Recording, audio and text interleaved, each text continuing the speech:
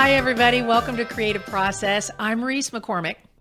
And today our creative process topic is how to learn to leverage your obstacles in your favor. And that may sound simple, but it's a rather nuanced concept. And my guest today is Mr. Jordan Walker Ross. Welcome to the show, Jordan. Thank you for having me. He is better known to the fans of The Chosen as Little James. He's one of the stars of the hit series The Chosen. And the reason I chose this topic is because it is something that you are very familiar with, and something that there's not a person in the world who doesn't deal with creative problem solving, probably on a daily basis. But I wanted to start with an illustration. Do you know who Aaron Ralston is? The guy from 127 Hours? Yes. Yeah. I'm surprised you do that. A lot of people don't know his name, but they do know his story.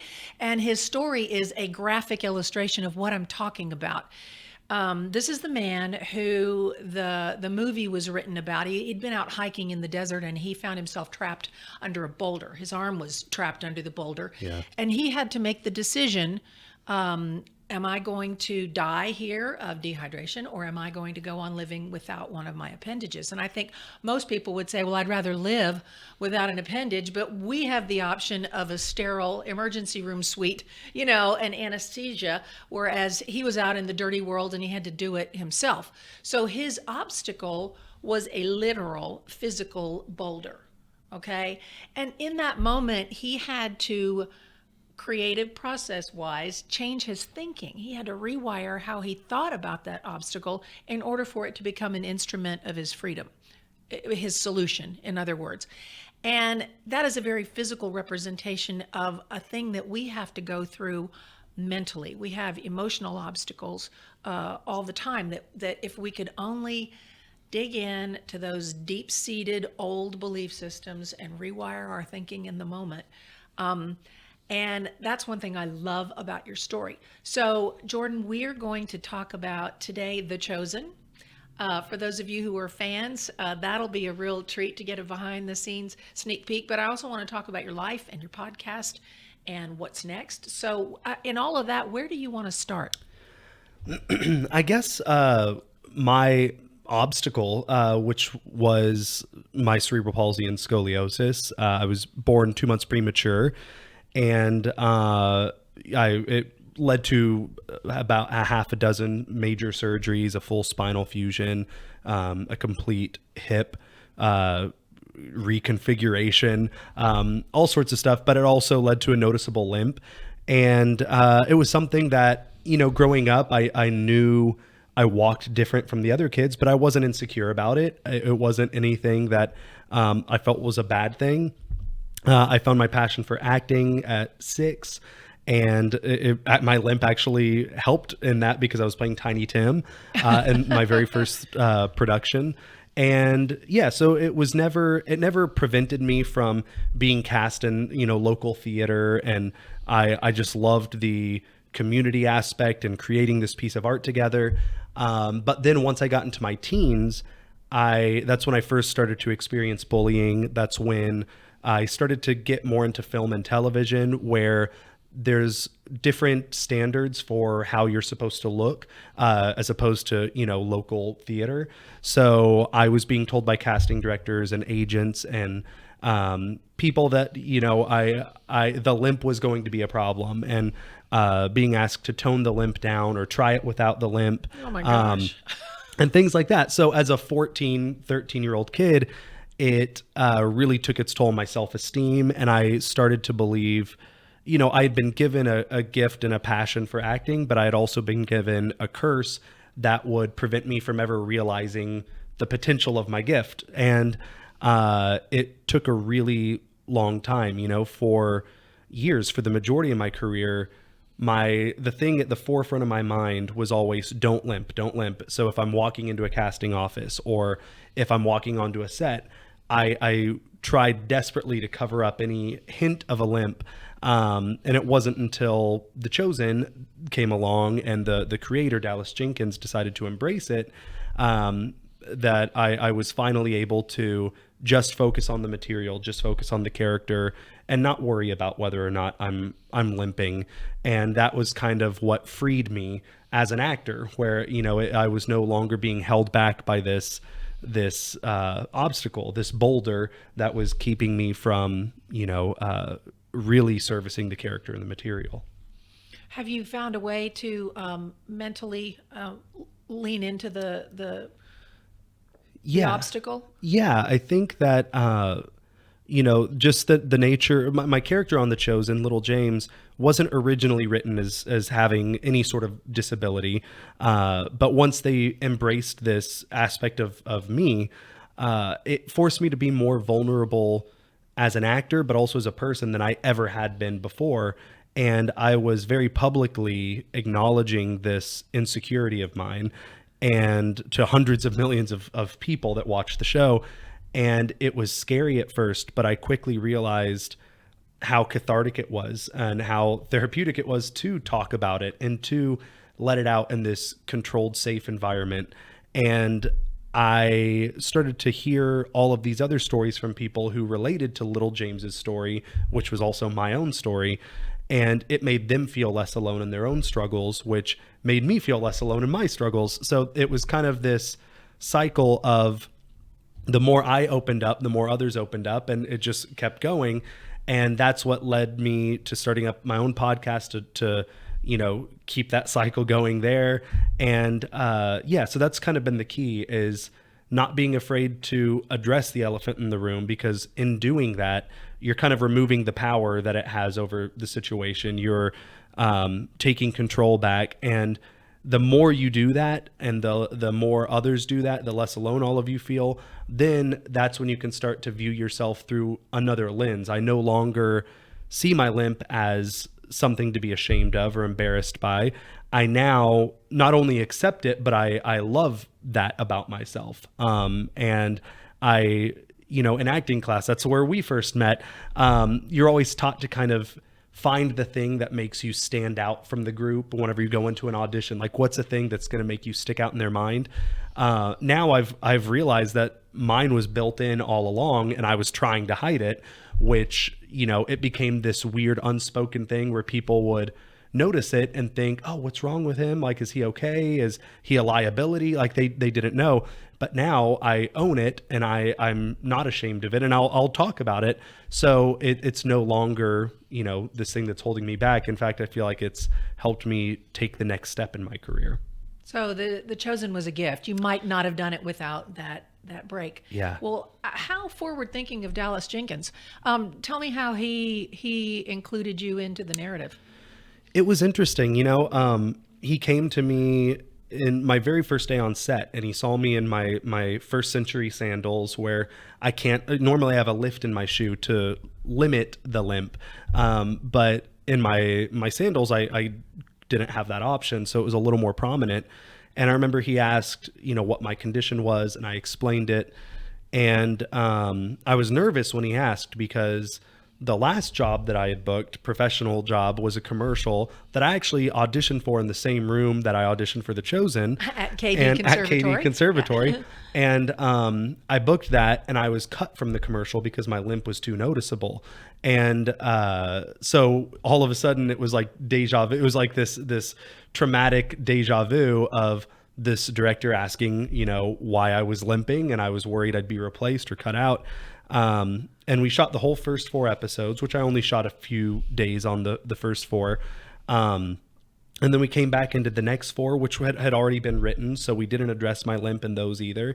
But then as he was writing season 2, that's when he called me up and said, hey, I want to make this part of your character. Is that something you're comfortable with? And I said yes, even though I was terrified. But I'm so glad that I did, because now it's turned into this storyline where the character of Little James has so much more depth, and his story is so much richer because of it. And just the idea of, regardless of whatever someone's particular religious beliefs or faith is, the idea of an apostle of Jesus following this man that's healing other people while this apostle has a disability that isn't being healed. It's, as an actor, that's such a meaty thing to chew on. And it was an opportunity for me to go places that I had never gone as an actor, but also kind of let go of some of the anger and resentment and bitterness that I had held on to from my earlier years. So it was just such a Wow. gift. So he put it literally into the storyline. Jesus, why haven't you healed me? Yeah. Is that the clip you brought today? Yes. Can we see that? Let's do it. Leaving us out of the ability to heal the sick and lame. Yes, that is what you said. Yes. So you're telling me that I have the ability to heal. Forgive me, I just find that difficult to imagine with my condition, which you haven't healed. But the others, there's so much more. So much more what? I don't know, stronger, better at this.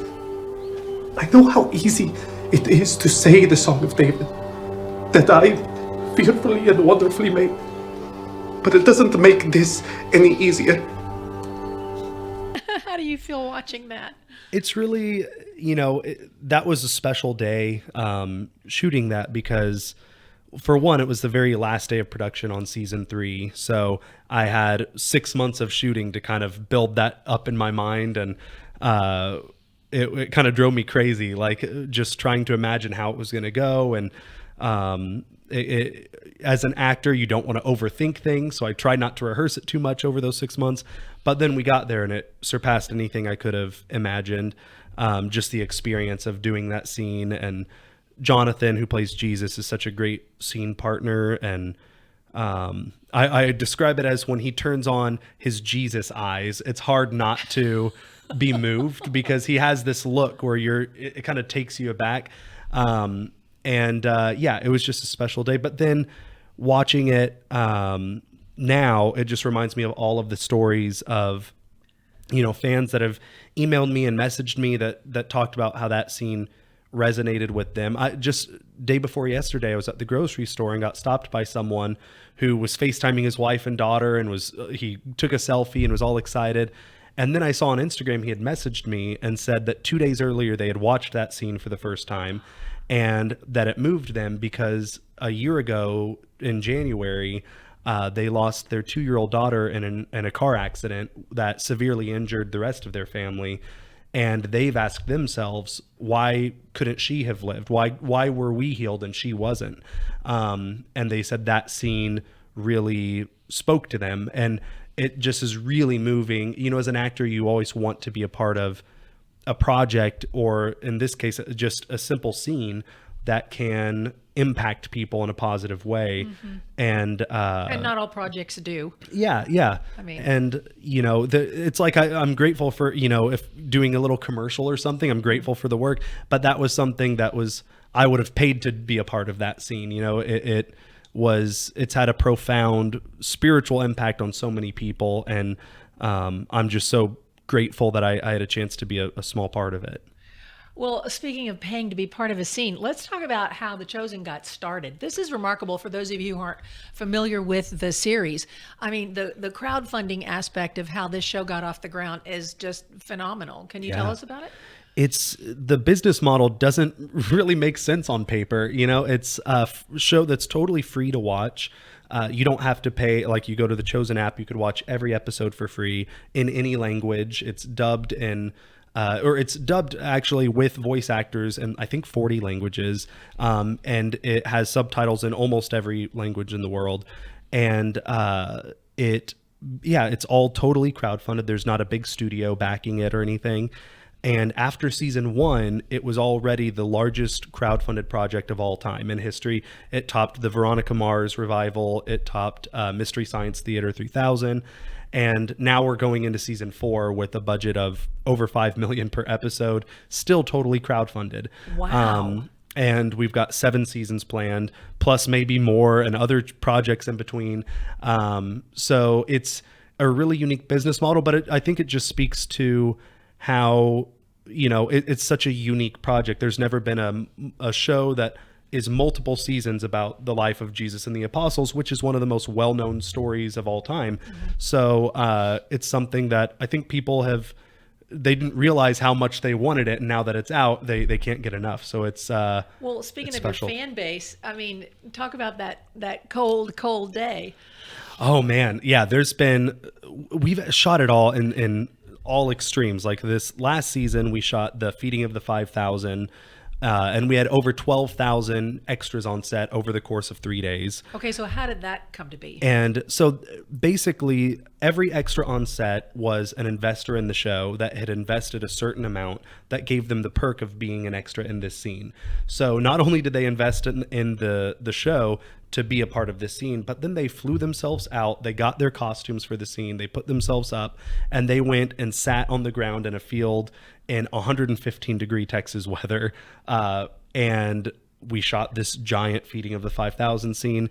And then a year before, we shot the Sermon on the Mount during the giant ice storm that happened in March in Texas, where it was 30 degrees and everyone was shivering and huddling together in between takes. So we've literally worked in every extreme as far as weather goes. And the fans are out there with us, glad to be there. It energizes us as actors to see the fans out there that, like you said, are literally paying to be there, and they're happy to be, putting themselves through all of this just to be a part of the show. Part of the greatest story ever told. Yeah. Yeah, and maybe the greatest telling of the greatest story ever told. So aren't you doing a lot of traveling right now? Yeah, we've been, for The Chosen as well, the fan base has really stretched all corners of the world. We recently were in Europe promoting it. We're going back in a couple of weeks to Rome to do some more Chosen stuff. But then also I've been traveling on my own with my What's Your Limp podcast, where I just go around and do speaking engagements to advocate for disability in the arts and inclusion in the arts and anti-bullying messages, all of which, they're things that I have a lot of experience in and that are really important to me. And The Chosen has given me a platform to talk about it. No accidents. Yeah. Yeah. So the podcast, What's Your Limp? Yes. We all probably have one. Yeah. How did you talk about the conception of that? So I did, after the first scene where little James is and my disability was addressed in The Chosen, it was in season 2, and another apostle is just asking me, why hasn't Jesus healed you? And he's asking what my ailment is. And after that scene, it led to Deadline reaching out, or one of the writers at Deadline, to write an article about me being an actor with a disability in this, hit TV show. So as I was doing that interview, he asked what was next. And I had been toying with the idea of doing a podcast. And during the interview, it came to me, I thought of What's Your Limp? And I told him I'm starting a podcast called What's Your Limp? And I previously hadn't planned it fully. But once I knew once I said it in the interview and it's in a Deadline article, I had to do it. That's right. So I did. And I just started calling, actor friends of mine and people that I knew would be willing to come on, and that snowballed. And now I've had on Tim McGraw and Paul Walter Hauser and Allison Tolman and a bunch of other really cool guests that have been gracious enough to share their own limps in an attempt to help people realize that they aren't alone in their struggles, and that even their heroes have a lot of the same insecurities as them. And to just to promote meaningful and vulnerable conversations. Mm-hmm. Well, is there anything else about The Chosen that you want to talk about before we move into your other project that I'd like to highlight? Yeah. Let's see. I mean, The Chosen, yeah, if you want to watch it, it's just on the Chosen app. It's totally free. Did I not see it in my lineup, like with Prime or something? It is. So it's on Amazon Prime as well. The first 2 seasons are also on Netflix now. Oh, great. So you can watch it a lot of other places, but the totally free place to watch it is on the Chosen app.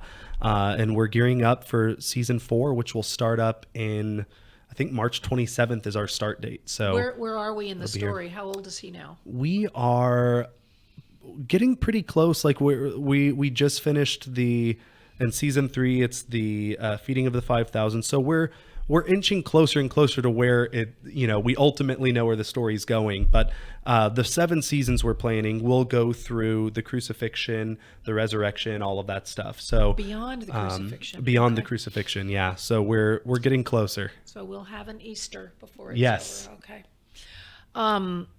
All right. So you've been doing other things. I saw you on 1883, didn't Yeah. I? Yeah. That was fabulous. You were so watchable. It's remarkable. I loved watching this clip. You are such an amazing actor, Jordan, and so real and so natural. And to watch you go from the characters that I have seen you do, and then you became this immigrant for 1883, that of all the immigrants on the scene, I just couldn't stop watching you. You're so compelling. So you got picked up for the Black Panther?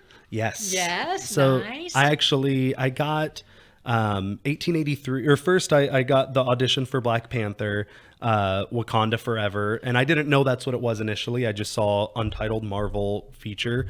And I had always joked that I wanted to be in a Marvel movie and that I've accepted I'm not a superhero. I don't have the physique, but I'd gladly settle for being the nerd on the computer. And I had made that joke for years, and that's exactly what I played.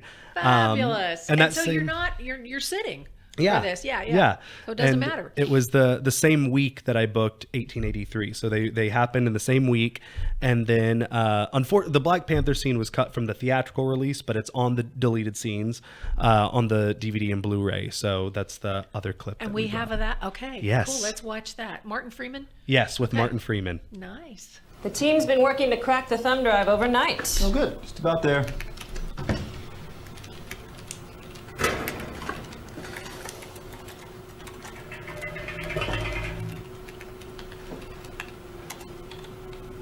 Come on. Here you go. Thanks, Miss Davidson. Please, call me Debbie. Oh, Debbie, thank you. The information on this thumb drive may well be key in finding Spymaster. Having Harmon Taylor loose on US soil is bad for both our countries. Is it true that he has never been caught? Not yet, no, excuse me. So, what are you doing here, Sport? It's classified, sir. Your position is very good, Everett. Our team is interfacing. Encryption on this looks a bit tasty. Do you think we'll manage to crack it? I'm sorry, why are you here? And so close? Well, I'm just mildly curious, that's all. I want to see how it's done on this side of the pond. Mr. Right, West. lines. I'm talking. What's your name? 30 seconds more. Steve? Steve. I'll be 2 seconds. We Thank you. should be going. The team has a lot on their plate. But straight up, it'll probably take me a couple more days. And whoever designed this rig is... I must sure. insist, Mr. Eston. This area is not typically for foreign agents. Apologies. Steve, thank you. You moved too soon. No need to be impatient. Right. No, I'm sorry. I must just ask, how do you all work with this noise going on in here? Surely your superiors can find a way to dampen the sound of the servers in here? It's not the servers. They still haven't fixed the toilet upstairs. We put in 3 facilities requests this week. The toilet upstairs. Good. Nice job. Thanks. That was fun. Did you get a little starstruck working with any of the people you've ever worked with? I mean, it was. I'm a huge Martin Freeman fan, Sure. and I didn't know I was working with him until the day before we shot. I was out there I had to do a costume fitting and COVID protocol, so I was out there for like 4 or 5 days before I ever even was on set. But the day before, I was getting coffee in the hotel lobby, and I felt someone tap on my shoulder. And I turned around, he had a mask on. I didn't recognize him, but it was Martin. And he, I guess, had looked me up from the call sheet and recognized me and just said, hey, I think we're doing a scene together tomorrow. And we were able to sit and have coffee for 10 or 15 minutes and kind of break the ice, which I think he did on purpose because he probably understands that people, like there is a little bit of that anxiety or the imposter syndrome going into something like that. And so then the next day on set, it wasn't built up anymore. It was like, oh yeah, it's my buddy Martin that I had coffee with. So it wasn't as intimidating. But yeah, there's still, I think I'll always be that. I'm such a big fan of movies and of actors that it's exciting, getting to to work with people like that. Oh, I know. I but remember when you were at KD, you were always doing movie trivia. Yeah. Yeah. I still do. Yeah. Well, okay. Is there anything else that you want us to know about The Chosen that's coming, or about any other projects that you'd like to promote, or your Let's podcast? see. I've got another film coming out that I'm actually leaving day after tomorrow to go do in Alabama, called The Shift. wow. With a couple of my chosen castmates, Liz Tabish and Paris Patel. Who do they play? Mary Magdalene and Matthew. So Mary Magdalene, Matthew, and Little Yeah. James are going to be in something The else Shift. together. Yeah, it's like a sci-fi multiversal movie with Sean Astin and Neil McDonough and a bunch of other really, really fun actors. So we're doing that, and then I've got another film called El Tonto por Cristo coming out with Hopper Pinn, Sean Pinn's son, and a few other names that they're talking to. So we'll see. And then The Chosen season 4. Fabulous. All right. Well, it sounds like you're really busy. Thank you for making time. It Of sounds like you're course. about to, we caught you on the way to the airport. Yeah. Okay. Well, I appreciate you being here today, and all the best to you. Break a lens, and we will see you the next time on Creative Process.